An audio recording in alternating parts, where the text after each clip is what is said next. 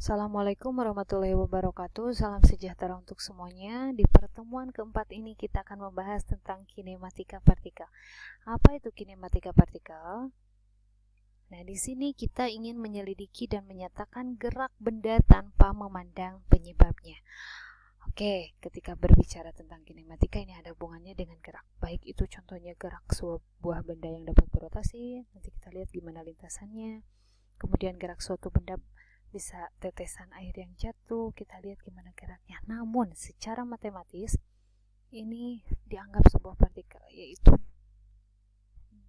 partikel ini diperlakukan sebagai titik, yaitu benda tanpa ukuran sehingga rotasi dan getaran tidak perlu diperhitungkan dahulu. Oke, ada yang dinamakan dengan gerak partikel. Ketika berbicara dengan gerak, ada istilah perpindahan. Apa itu perpindahan?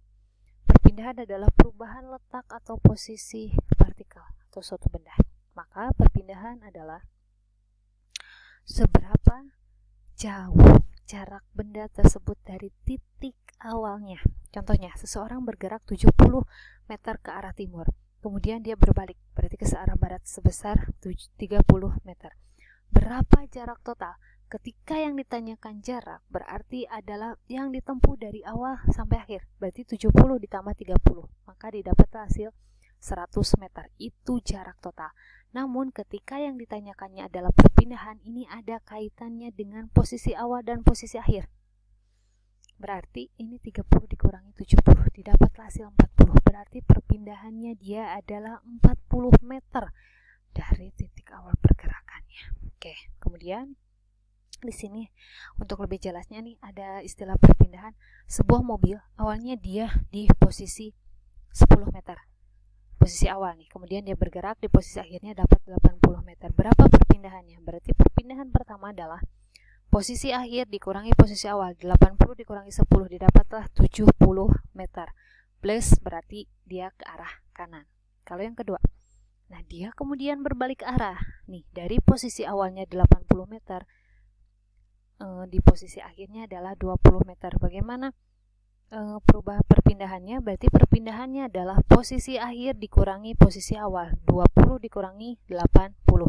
Didapatlah hasil min 60 meter. Min ini menyatakan dia arahnya ke kiri.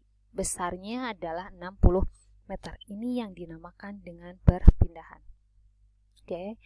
Kemudian di sini adalah perpindahan merupakan besaran vektor yang bisa bernilai positif maupun negatif. Oke, kalau ke kanan dia positif, kalau ke kiri berarti dia negatif. Jangan lupa kalau vektor berarti ada tanda panah. Nah, ada juga yang istilah kecepatan rata-rata dan kecepatan sesaat. Kecepatan rata-rata didefinisikan sebagai perbandingan perpindahan benda dengan vektor perpindahannya. Oke, ini adalah ada kaitannya kecepatan ini adalah dengan posisi. Kalau seperti ini berarti kecepatan adalah turunan dari fungsi posisi. Kalau kita mencarinya fungsi ya. Kemudian ada istilah kecepatan sesaat. Kecepatan sesaat adalah kecepatan suatu benda pada suatu saat tertentu. Berarti pada saat waktu sekian second. Jadi ada contohnya itu ada apa namanya? Ada kata-kata pada saat tertentu, ini yang dinamakan dengan kecepatan sesaat. Nah, di sini juga kita akan membahas nih tirasan besar sebuah jata dia bergerak katanya ke arah timur. Kemudian nanti ada fungsi posisi dan ditanyakan berapa besar perpindahannya pada saat T1 sekon dan T2 sekon. Nanti ini akan teman-teman pahami setelah memahami dulu materinya ya. Oke. Kemudian selain itu juga ada percepatan rata-rata dan percepatan sesaat. Nah, di sini, apabila kecepatan suatu benda berubah terus selama gerak berlangsung, maka percepatan tersebut dikatakan bergerak dengan gerak yang dipercepat atau mempunyai percepatan. Jadi, percepatan menyatakan seberapa cepat kecepatan sebuah benda berubah. Nah, di sini adalah berarti kalau didefinisikan arti definisi dari kata-kata tersebut didapat rumus A sama dengan V per T. Delta P-nya ini adalah P akhir dikurangi P awal per T2 min T1. Oke, delta P adalah perubahan kecepatan, delta T adalah selang waktu. Nah, di sini ada percepatan sesaat. Percepatan sesaat suatu benda itu percepatannya pada saat tertentu. atau pada suatu titik tertentu lintasannya didefinisikan dengan cara mendefinisikan kecepatan sesaat. Oke, ini tetap ya, ada kaitannya antara kecepatan dengan percepatan. Ketika yang ditanyakannya adalah percepatan, otomatis nih kalau secara ini adalah merupakan turunan dari kecepatan. Nah, di sini arah percepatan searah ialah arah limit dari vektor perubahan kecepatan, yaitu delta V. Ini membahas tentang percepatan. Oke, di sini juga ada beberapa soal juga, boleh teman-teman coba. Ada yang dinamakan dengan gerak lurus beraturan. Apa itu gerak lurus beraturan? Gerak lurus beraturan adalah gerak suatu benda yang lintasannya lurus dengan kecepatan tetap. Maka percepatannya sama dengan 0. Oke, kuncinya percepatannya sama dengan 0. Dan kecepatannya dia adalah tetap. Nih. X sama dengan Pi dikali T. Di sini ini grafik yang diperoleh. Kalau yang A adalah grafik Pi T pada GLB. Yang kedua adalah grafik XT pada GLB. X posisi, Pi adalah kecepatan, T adalah waktu.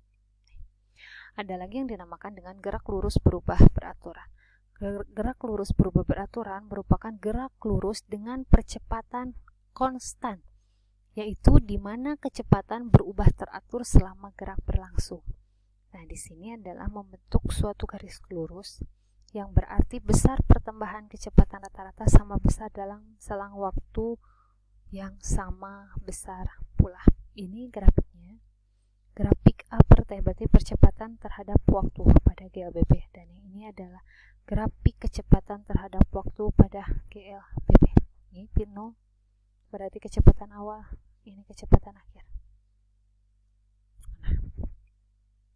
Ini adalah grafik jarak atau posisi ya terhadap waktu pada GLB. Ya, dan ada dua kemungkinan. Oke.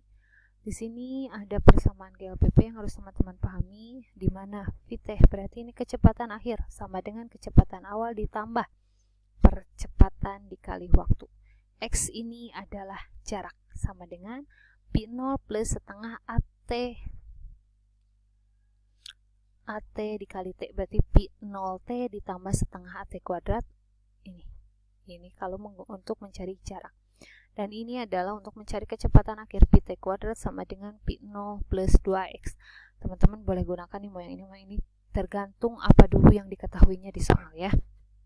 Oke, ini untuk satuannya nih, kecepatan akhir meter per sekon, P0 meter per sekon, jarak meter, percepatan adalah meter per sekon kuadrat, kalau waktu adalah sekon. Ini juga ada beberapa soal, nanti akan coba kita pahami ya. Nah, ada latihan mandiri. Kemudian yang terakhir adalah tugas mandiri. Untuk tugas mandiri ini, jawaban dikirim di GCR paling lambat berarti 10 Oktober 2, paling lambat seminggu aja, seminggu setelah pembelajaran ini ya. Nanti untuk info lebih jelasnya akan Ibu kirim di GCR. Terima kasih teman-teman. Wassalamualaikum warahmatullahi wabarakatuh.